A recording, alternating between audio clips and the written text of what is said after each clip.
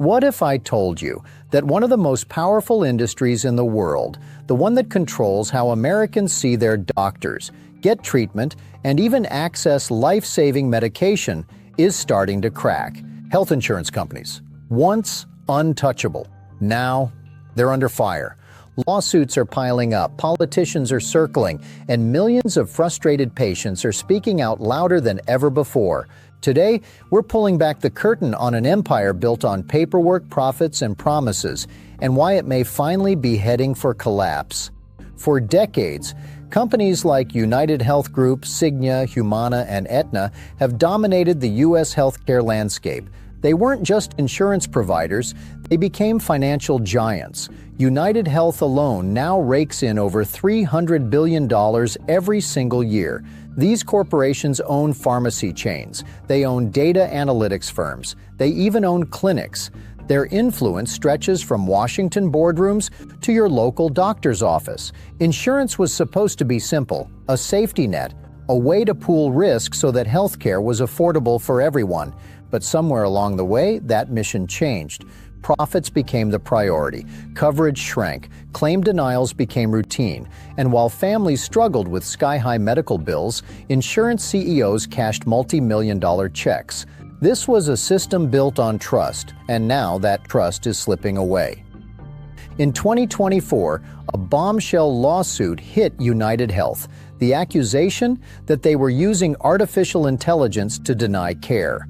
Families claimed that patients were discharged too early from hospitals. Decisions made not by doctors, but by a flawed AI model with a 90% error rate. And this wasn't an isolated case. Investigations revealed insurers increasingly rely on algorithms to reject claims, sometimes in seconds. Cigna, for example, faced backlash for allegedly rejecting hundreds of claims in under 2 seconds each. 2 seconds. That's not medicine, that's automation at its coldest. Now regulators are circling, class action lawsuits are piling up, and the public outrage, it's spreading like wildfire. Wall Street is taking notice. United Health's stock, once seen as rock solid, stumbled in early 2025. Investors are nervous. They see rising medical costs. They see lawsuits. They see a political storm on the horizon. And here's the thing, these aren't just insurance companies anymore. They're massive conglomerates. They own pharmacies. They own data pipelines. They own care facilities. If even one pillar falls, the entire structure could shake. When investors start doubting the titans of an industry, that's a warning sign we shouldn't ignore. For decades, health insurance companies poured billions into lobbying. They wrote the rules, shaped the regulations, and kept politicians in their corner. But times are changing. Healthcare costs are now one of the top issues in every election cycle. Politicians on both sides of the aisle are questioning insurer practices. Proposals are on the table, expanding Medicare, limiting prior authorizations that delay or deny care, forcing transparency in pricing. Voters are angry, politicians are listening. The once untouchable health insurance lobby is finally facing serious pushback.